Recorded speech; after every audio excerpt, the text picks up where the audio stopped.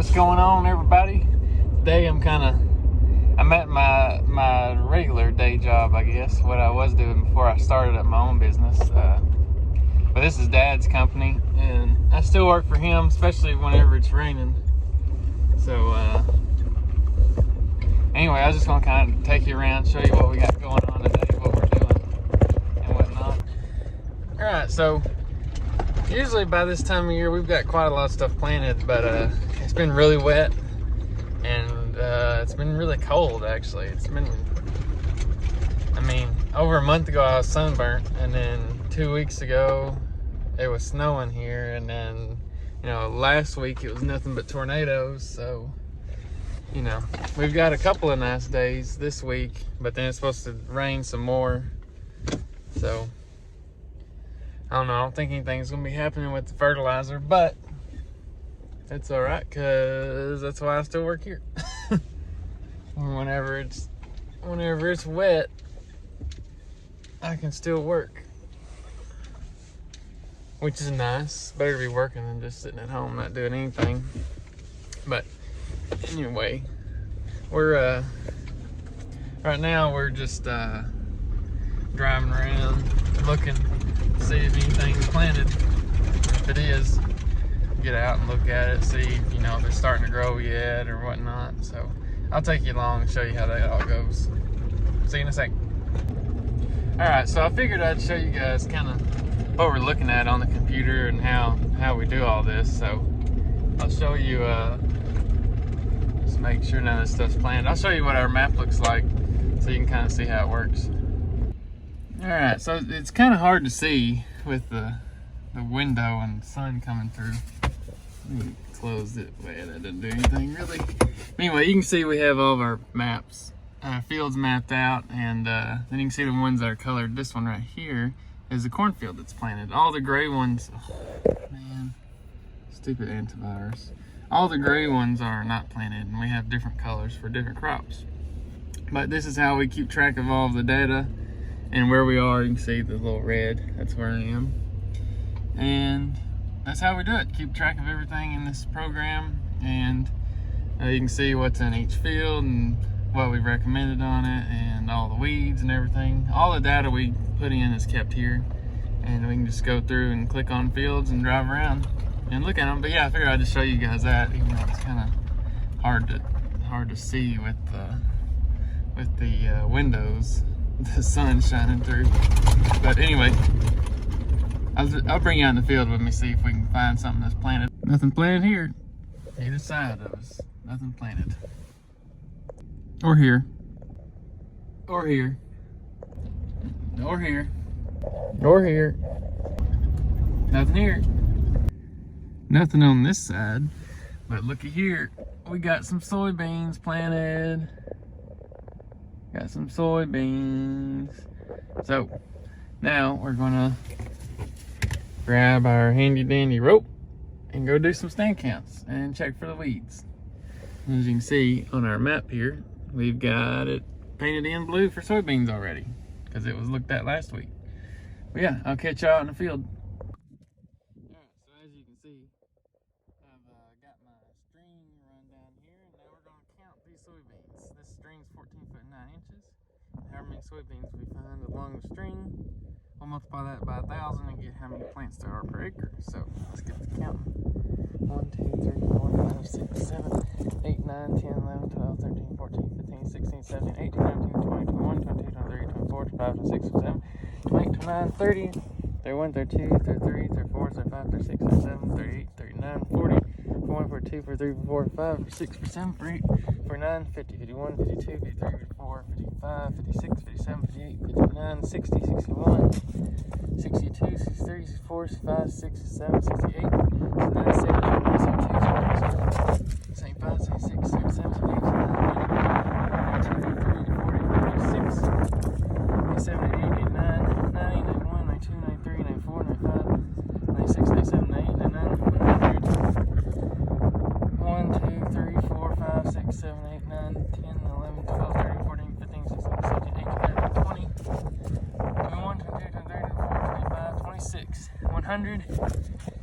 126 soybeans. that's pretty good, 126. So we'll multiply that by 1,000, and there's 126,000 soybean plants up per acre. So let me do this 3 more times, then we'll take an average, and we'll be good to go. Alright, so as I'm walking out here, looking at all the soybeans that are coming up and taking my stand counts, I'm also looking for weeds. And it's part of the job. It's a pretty clean field. There's a little bit of henbit every once in a while. Here you go. This is what we call henbit right here. This plant is pretty easy to kill. It'll have purple flowers on it. A lot of times it's a winter plant. It grows about anywhere really. But not a whole lot of that out here. Mostly soybeans. There's a little bit of ryegrass. That's the main issue, because ryegrass is hard to kill. And it spreads like crazy. It's resistant to a lot of our chemicals now. So, pretty big problem. And this field has a lot of it on the north end, because last week we told them to spray north end. So I'll go up there and see if they did it or not. I'm gonna get me another stand count and be done with this one. Here's some of that Italian ryegrass I was talking about. Regular ryegrass is actually, we use it a lot in cover crops, but this right here is Italian. You can tell by how slick it is. This here is Italian ryegrass. It's a menace. It's hard to kill. You can see bunches of it all down through here. That's about all you can see besides soybeans. But yeah, that's the Italian ryegrass. It's a pain. It's hard to kill, and it's a winter annual. It comes up every winter. All right, guys. So I was going to show you how this is. See, we're right here on this bean field. And I've already got it opened up. You can see there, and it's kind of hard to see, but it's red up there. So, and this is what it looks like. First page, I'm going to go field conditions is moist. I'm going to type in, we averaged 120,000 on a stand count. No insects, diseases, nothing. You can see it's moderate ryegrass, and there was a little bit of henbit out there. Just put that as light.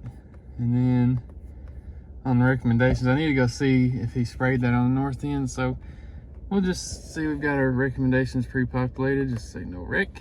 We'll see if it's sprayed, and I'll change that. And that's it.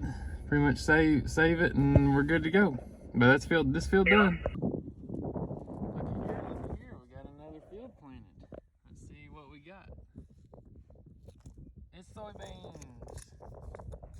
Yep, this field is soybeans. You can see them. They're about to come up out of the ground. That's a soybean there. You can keep digging back and see them where they're about to come up out of the ground. This field's got a little bit of annual bluegrass. That's what we call it. That's what that is. That's a winter annual. Comes up every year. It's pretty easy to kill, but that stuff will add up on you. It'll spread across the whole field pretty bad. But that's it. That's how you can tell these fields are planted. You can see the rows, and it's pretty good. But anyways, that's it. See y'all next. You can see how thick that annual bluegrass is over there. This field also has a crap ton of ryegrass all on the borders. Yep, and so does the field next to it, which is also planted. And I'm assuming probably soybeans, but yeah, look at all this ryegrass, man. Italian ryegrass, this stuff sticks, son. Anyway, yep, we're gonna go check and see, make sure it's soybeans over here, and call it good over here. We'll head to another area.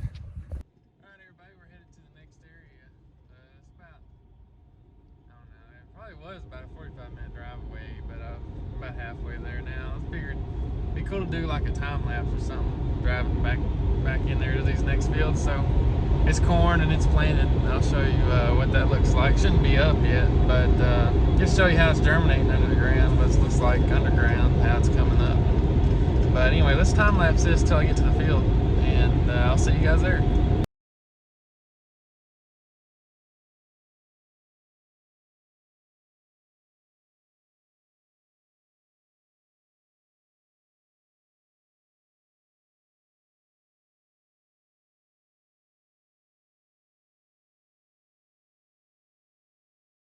Well,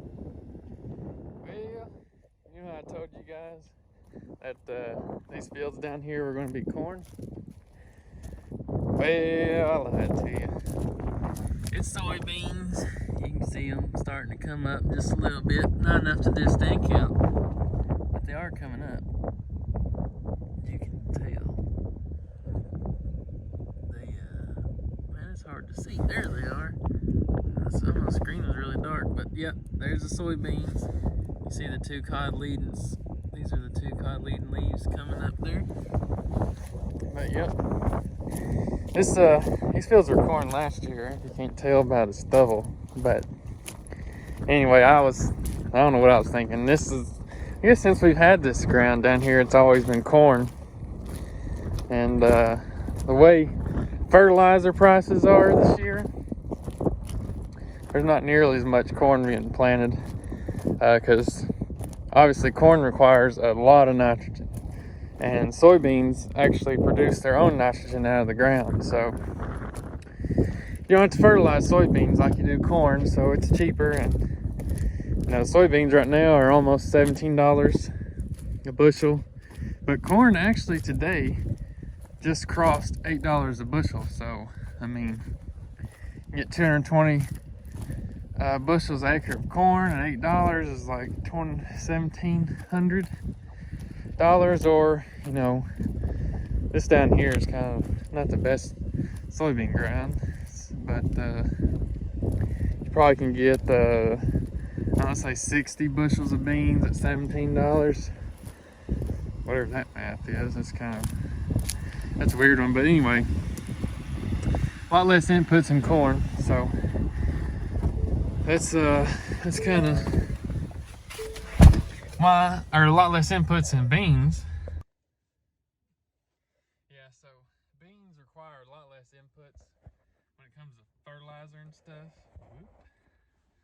So there's a lot of beans getting planted. I mean, this time last year beans were $9 a bushel, and now they're 17. So like, that's a huge difference. A huge difference in price, obviously. So there's lots of beans. There's not much corn because fertilizer's so expensive, like I said. And I don't know, we're gonna see about rice. There's not gonna be much rice because the price of rice is actually going down while the price of everything else is going up. I don't know. I guess next year we'll probably have a shortage of rice. Will be way up and everything else will be down. I don't know, we'll see. But anyway, yeah, this is all beans down here. I'm gonna get these beans looked at and head on farther an hour north. I was gonna show you guys, see this little green right here is a bean about to come up, and that's what it looks like. And then it looks like that with the leaves just about to come out. And then it looks like this, or this, and eventually it turns into this. But you can see just how yellow these beans are. The chlorophyll hadn't had time to get going really yet. So I'd say these came up within probably the last hour, you know. All these beans came up. Yeah, you can see it's almost enough to row. We almost have, you can see a little bit of a row. There's not quite enough to do a stand count yet. But yep, these beans are popping up out of the ground. Come back in an hour or two, or by the end of the day, you'd probably have enough to do a stand count on them. But anyway, I was just going to show you that. Well, guys, I got some good news. Somehow it is dry enough to get some fertilizer going. So I'm out here working for Dad, doing the consulting stuff, and then I get a phone call. Hey, I got 250 acres of corn over here I need fertilizing. If you want to do it. I'm like, well, yeah, is it dry enough? And they said, yeah, we're over here planting. So, I mean, everything over here is soaking wet. I don't know how it's dry enough, but they say it's dry enough. So we're gonna go ahead and get over there. It's gonna take us a while. We got, you know, about a 30-minute drive home, 30-minute drive up here, and then shoot, it's a 30-minute drive at least by car just to get to these fields, so it's gonna take, I don't know, maybe an hour. It might be 2 or 3 hours before I actually get over there, but anyway, I mean, about slings fertilizer, that's good. Make a little extra money. Anyways, I'll see you guys later. This is the worst part of my day right here. Filling this bad boy up. I have our 1,000-gallon tank right there. Same as that one, just a cheaper version. Hell yeah, I gotta fill this thing up. It's a pain, it's a pain. We're finally headed that way.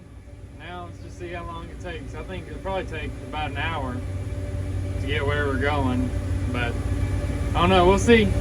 We're on our way. I'll catch up with you when we get there and get everything ready to go. See you then.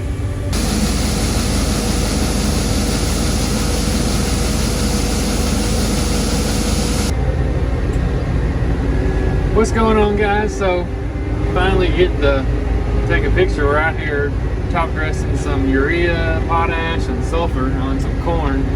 That's a big mixed blend, but I got something to admit. I gotta show you guys whenever I come around to it. I made a big mistake. Kind of like trying to film and drive. Not the best. But yeah, I might have messed up, and I'll show you guys and kind of explain what might have happened. Well, actually, what I know happened. Honestly, there's no need in saying what might have happened. It actually happened. But anyway, I'll show you guys when we get around to it. I gotta go fill up some more urea.